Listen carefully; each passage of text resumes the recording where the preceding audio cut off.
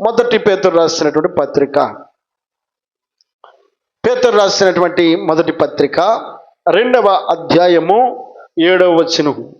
పేతురు రాసినటువంటి మొదటి పత్రిక 2వ అధ్యాయము 7వ వచనం.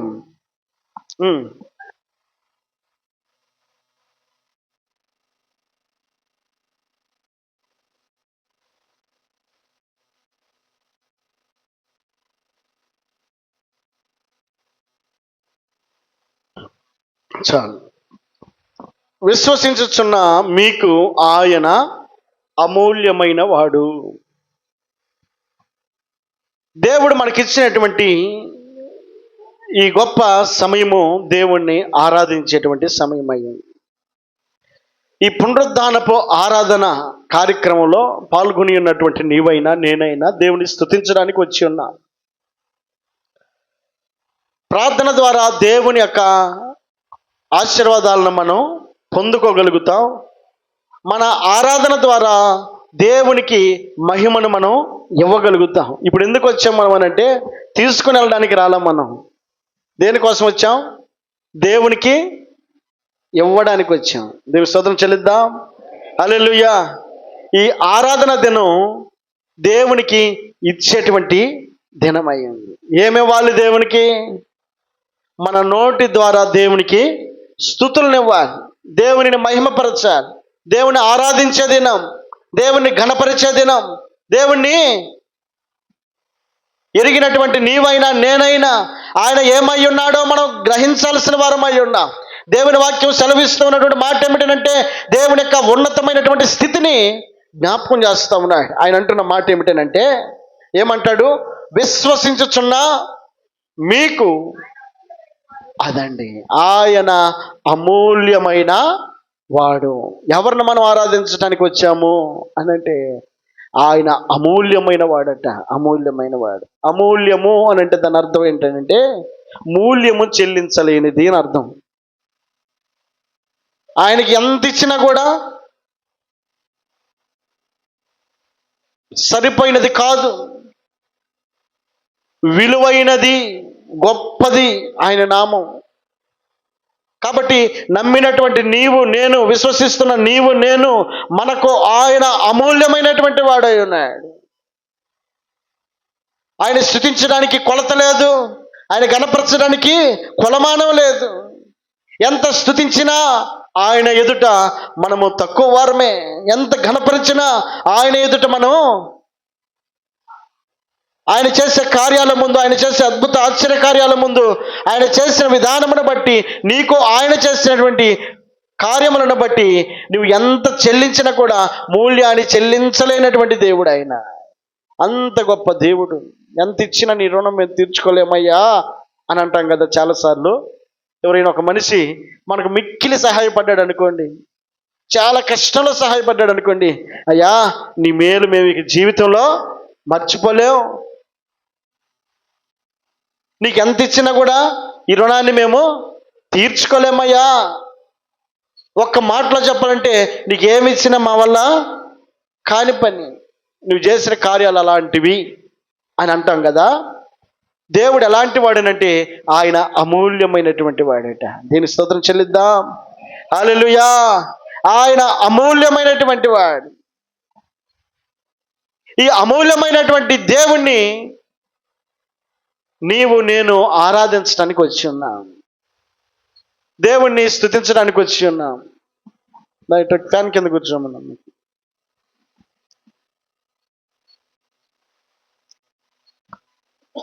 కనుక ఈ అమూల్యమైనటువంటి దేవుణ్ణి గణపరిచినటువంటి భక్తులు పరిశుద్ధ గ్రంథంలో చాలా మంది ఉన్నారు. ఒకసారి మనం ఆలోచన చేయగలిగితే, పరిశుద్ధ గ్రంథంలో 4వ అధ్యాయంలో 4వ అధ్యాయము 4వ వచనం, ఆది కాండము 4వ అధ్యాయము 4వ వచనం. హేబేలు కూడా తన మందలో తొలచూలు పుట్టిన వాటిలో క్రొవ్విన వాటిని కొన్ని తెచ్చెను. యెహోవా హేబేలును అతని అర్పణను లక్ష్య పెట్టెను. చాలండి.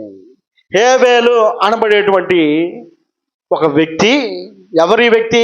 ఆదాము హవ్వల యొక్క సంతానమైనటువంటి రెండవ కుమారుడైనటువంటి హేబేలట ఈ అమూల్యమైనటువంటి దేవునికి, వెల చెల్లించలేనటువంటి దేవునికి, ఎంత ఘనత చెల్లించినా కూడా సరిపోయినటువంటి ఆ గొప్ప దేవునికి ఎలాగైనా సరే ఆయన మహిమపరచాలని, ఆయన ఆరాధించాలని, ఆయన నామాన్ని గొప్ప చేయాలని, ఆయన ఉన్నతమైనటువంటి స్థితిలో ఆయన స్తుతించాలని కోరుకున్నటువంటి హేబేలట తన మందలో తొలుచూలు వాటిలో క్రొవ్విన వాటిని కొన్నిటిని తెచ్చి ఆయనకి స్తుతి చెల్లించాడట.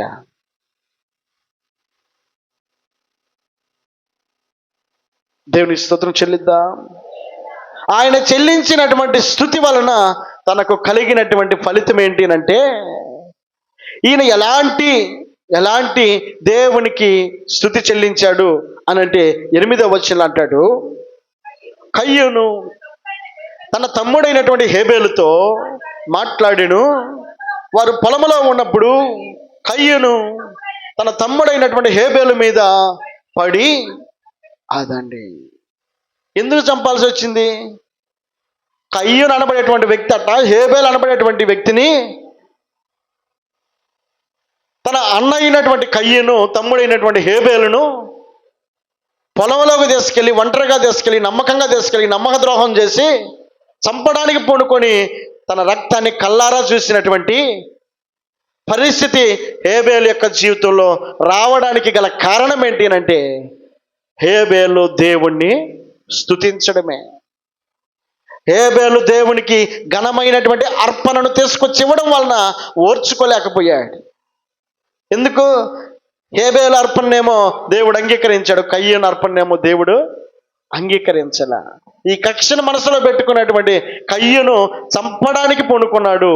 ఆ చంపింది తన తమ్ముడు అనేటువంటి విషయాన్ని కూడా కన్నిమిన్ను తెలియకుండా తన ప్రాణాన్ని కల్లారా చూసిన వాడై ఉన్నాడు ఈ కయ్యూను. ఒక్క మాటలో చెప్పాలనంటే, హేబేలు దేవుణ్ణి ఎలా ఆరాధించాడు అంటే తన ప్రాణాన్ని పెట్టి ఆరాధించాడట. దేవుని స్తోత్రం చెల్లిద్దాం. హల్లెలూయా.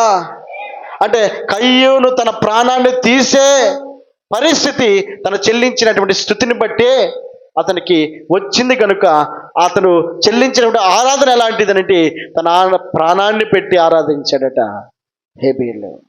దీనికి స్తోత్రం చెల్లిద్దాం. హల్లెలూయా. రెండవది మనం ఒక మాట చూస్తే ఆదికాండం 22వ అధ్యాయము 9వ వచనాన్ని చూద్దాం. ఆదికాండం 22:9. అలాగూ వారిద్దరు కూడి వెళ్ళి దేవుడు అతనితో చెప్పిన చోటికి వచ్చినప్పుడు అబ్రహాము అక్కడ బలిపీఠమును కట్టి కట్టెలు చక్కగా పేర్చి తన కుమారుడకు ఇస్సాకును బంధించి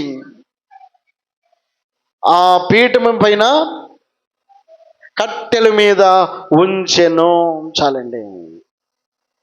అబ్రహాం అనబడేటువంటి వ్యక్తి దేవుడు పిలిచినప్పుడు అతడు తన దేశము నుండి, తన బంధువుల యొద్ద నుండి సమస్తమును విడిచిపెట్టి దేవుడు చూపించు ప్రదేశానికి వెళ్ళాడు. 25 సంవత్సరాలు దేవుని యొక్క మాటను అంగీకరించి దేవుని మీద విశ్వాసము కలిగిన వాడై దేవుని యొక్క కొరకు ఎదురు చూసినటువంటి అబ్రహాము జీవితంలో దేవుడు ఒక ఆశీర్వాదమును అనుగ్రహించాడు. ఆ ఆశీర్వాదమే ఇస్సాకు అనబడేటువంటి కుమారుడై ఉన్నాడు.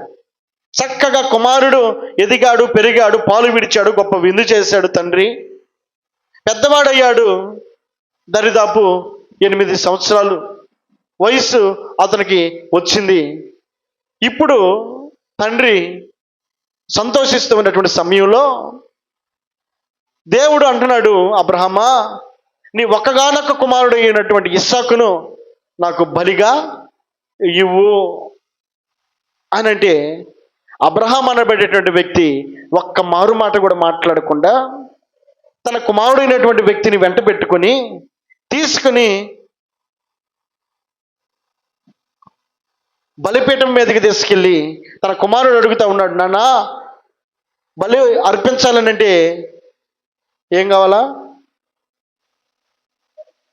బలి పశువు కావాలి కదా.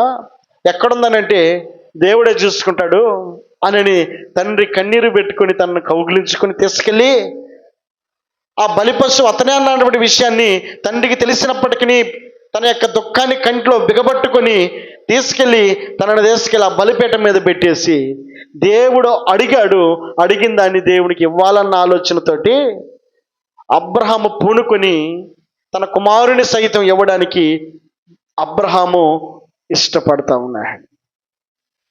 అంటే అబ్రహాము దేవుణ్ణి ఎలా ఆరాధించాలని కోరుకుంటా ఉన్నాడు అంటే తన కుమారుని సైతం ఆయనకి ఇచ్చి ఆరాధించాలని కోరుకుంటా ఉన్నాడు. దేవుని స్తోత్రం చెల్లిద్దాం. హల్లెలూయా. ఏమని రాయబడింది అక్కడ మాట? చిన్నగా చదివిన మాట, అలాగూ ఆ ఇద్దరు కూడి వెళ్ళి దేవుడు అతనికి చెప్పిన చోటకు వచ్చినప్పుడు అబ్రహాము అక్కడ బలిపీఠమును కట్టెలు చక్కగా పేర్చి తన కుమారుడు ఇస్సాకును బంధించి ఆ పీఠము పైనున్న కట్టెల మీద ఉంచెను. తన చేతులు కాళ్ళు కట్టేశాడు.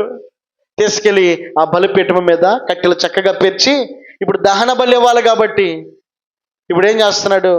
ఆ కుమారుణ్ణి ఆ కట్టెల మీద, ఆ పేర్చిన కట్టెల మీద పొనుకోబెట్టాడు.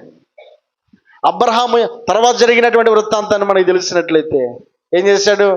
అబ్రహాము పూనుకున్నటువంటి ఆ కార్యమును దేవుడే ఓర్చుకోలేక, అబ్రహామా నీ కుమారుణ్ణి నాకు వద్దు, నీవు ఎలా ఆరాధిస్తావో చూద్దామని నేను కోరుకున్నాను, కానీ నీవు చంపొద్దు నీ కుమారుని అని చెప్పి మరలా తిరిగి అబ్రహాంకి ఆ కుమారుని ఇచ్చాడు. మొత్తానికి ఏదేమైనప్పటికీ అబ్రహాము తెగించినటువంటి విధానం కనుక మనం చూస్తే, అబ్రహాము అనబడేటువంటి వ్యక్తి తన ఒక్కగానొక్క కుమారుడు అయినటువంటి ఇస్సాకును దేవునికి ఇచ్చి ఆరాధించాలని కోరుకున్నాడండి. దీని స్తోత్రం చెల్లిద్దాం. ఎందుకు అనంటే ఆయన అమూల్యమైనటువంటి దేవుడై ఉన్నాడు. మూడవది మనం ఇక్కడ ఒక మాట చూసినట్లయితే యోబు గ్రంథము 1వ అధ్యాయము 21 చూస్తే, అప్పుడు యోబు లేచి తన పై వస్త్రములను చింపుకొని తల వెంట్రుకలను గొరిగించుకొని ఆ నేల మీద సాష్టాంగపడి నమస్కారం చేసి, కానీ ఇట్లా నేను తల్లి గర్భములో నుండి దిగంబరినై వచ్చి తిని దిగంబరినై అక్కడికి వెళ్ళెదను. యెహోవా ఇచ్చెను, యెహోవా తీసుకుని పోయెను, యెహోవా నామమునకు స్తుతి కలుగునుగాక. చాలండి. యోబు దేవుణ్ణి ఆరాధించడానికి ఇష్టపడతా ఉన్నాడు. ఎలాంటి పరిస్థితుల్లో ఆరాధించడానికి ఇష్టపడతా ఉన్నాడు అంటే తన సమస్తమును కోల్పోయిన తర్వాత ఆరాధించడానికి ఇష్టపడతా ఉన్నాడు. ఒకప్పుడు బాగా బ్రతికినటువంటి వ్యక్తి, పేరు ప్రఖ్యాతులతో పెరిగినటువంటి వ్యక్తి, ఆస్తిపాస్తులతో పెరిగినటువంటి వ్యక్తి, చక్కగా 10 మంది బిడ్డలతో పెరిగినటువంటి వ్యక్తి సమస్తమును తన కళ్ళ ముందే ఒక రోజు కోల్పోయాడు. ఆస్తి పోయింది, బిడ్డలు చనిపోయారు, ఆరోగ్యం క్షీణించిపోయింది. ఇప్పుడు అంటాడు యెహోవాకు స్తుతి చెల్లిస్తా ఉన్నా. ఏమంటాడు? యెహోవా ఇచ్చెను, యెహోవా తీసుకుని పోయెను, యెహోవా నామమునకే. ఎలాంటి ఆరాధన చెల్లిస్తున్నాడు? సమస్తమును కోల్పోయినటువంటి సందర్భంలో దేవుణ్ణి ఆరాధించడానికి ఇష్టపడుతున్నాడు. దేవునికి మహిమ కలుగునుగాక. హల్లెలూయా. హబక్కూకు గ్రంథంలో మనం చూసినట్లయితే, హబక్కూకు గ్రంథంలో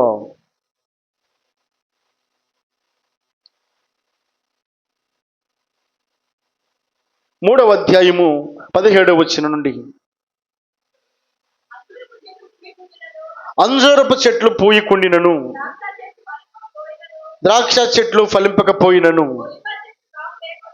ఒలీవ చెట్లు కాపు లేక ఉండినను, ఆ చేనులోని పైరు పంటకు రాకపోయినను, గొర్రెలు దొడ్డిలో లేకపోయినను, శాలలో పశువులు లేకపోయినను, నేను యెహోవా యందు ఆనందించెదను, నా రక్షణ కర్త అయిన నా దేవుని యందు నేను సంతోషించెదను.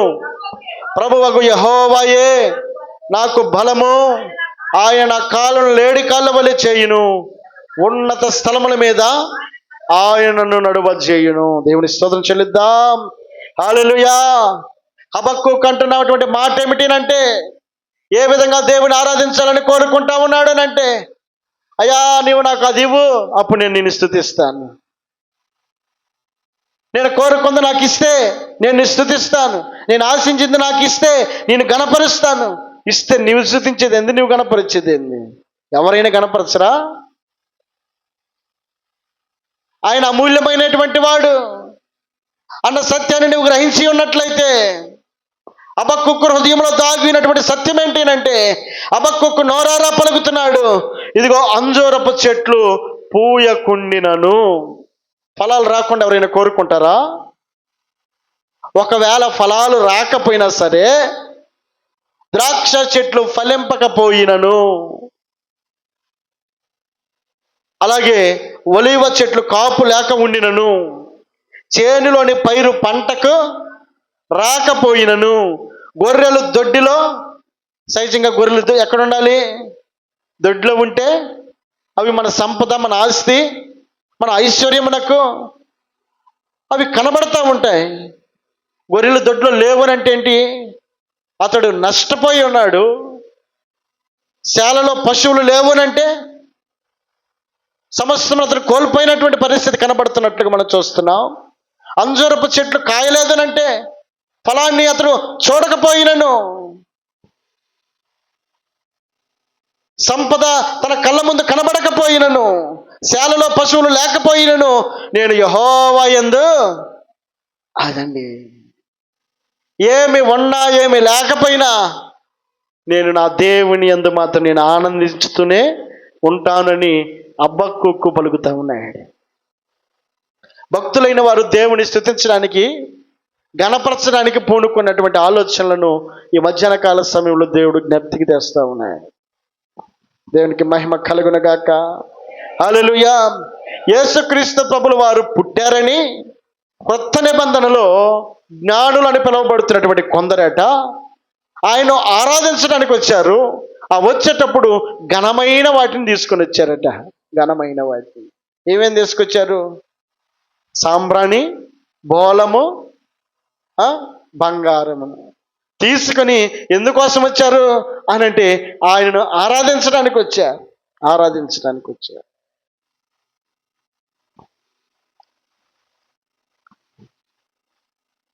మరొక మాటను మనం కనుక ఆలోచన చేస్తే, క్రొత్త నిబంధనలో యోహాను రాసినటువంటి సువార్త 12వ అధ్యాయము 2-3 వచనాలు చదువుదాం. మార్త ఉపచారము చేసెను రాజులు, లాజరు ఆయనతో కూడా భోజనమునకు కూర్చున్న వారిలో ఒకడు. అప్పుడు మరియా మిక్కిలి విలువగల అచ్చ జట మాంసి అత్తరు ఒక సేరున్నర ఎత్తు తీసుకుని యేసు పాదములకు పూసి తన తల వెంట్రుకలతో ఆయన పాదములను తుడిచెను. ఇల్లు ఆ అత్తరు వాసనతో నిండెను. ఆయన శిష్యులలో ఒకడు, అనగా ఆయనను అప్పగింపనై ఉన్న ఇస్కరియోతు యూదా, ఈ అత్తరెందుకు 300 దేనారములకు అమ్మి బీదలకు ఇయ్యలేదనెను. వాడిలాగు చెప్పి బీదల మీద శ్రద్ధ కలిగి కాదు గాని, వాడు దొంగ అయ్యుండి తన దగ్గర డబ్బు సంచి ఉండినందున అందులో వేయబడినది దొంగలించుచూ వచ్చిన కనుక అలాగూ చెప్పాను. చాలండి. ఇక్కడ మరియా అనబడేటువంటి ఒక స్త్రీ దేవుణ్ణి గణపరచడానికి, దేవుణ్ణి ఆరాధించడానికి ఎంతో ఇష్టపడతా ఉంది. ఆయన అమూల్యమైనటువంటి వాడు. ఆయన మనం ఎంత విలువ పెట్టినా కానీ ఆ విలువకు సరితూగినటువంటి ఆ గొప్ప దేవుణ్ణి ఆరాధించాలన్న తపనతోటి లాజరు అనబడేటువంటి ఆ తన సోదరి అయినటువంటి మరియా యేసుక్రీస్తు ప్రభుల వారిని ఆరాధించడానికి ఇష్టపడతా ఉంది, ఘనపరచడానికి ఇష్టపడతాం. చాలాసార్లు మనం మన ఇంటికి వచ్చిన వాళ్ళకి అతిథి మర్యాదలు చేస్తూ ఉంటాం. మనం చెల్లించేటువంటి ఘనత ఎలాగుంటుందని అంటే, కొంతమంది వస్తేనేమో కూర్చోమనం, కొంతమంది వస్తే కనీసం మంచినీళ్ళు కూడా ఇయ్యం. కొంతమంది వస్తే వాడు నాకు వద్దు అని అంటాడు. ఏమంటాం? కాదు కాదు, నువ్వు కూర్చోవలసిందే, ఒక్క ముద్ద అయినా నువ్వు తినేలాల్సిందే. అంటే మనుషులను బట్టి మనం కొన్నిసార్లు విలువనిస్తూ ఉంటాం. ఈయన ఎలాంటి వాడు? ఈయన అమూల్యమైనటువంటి వాడు.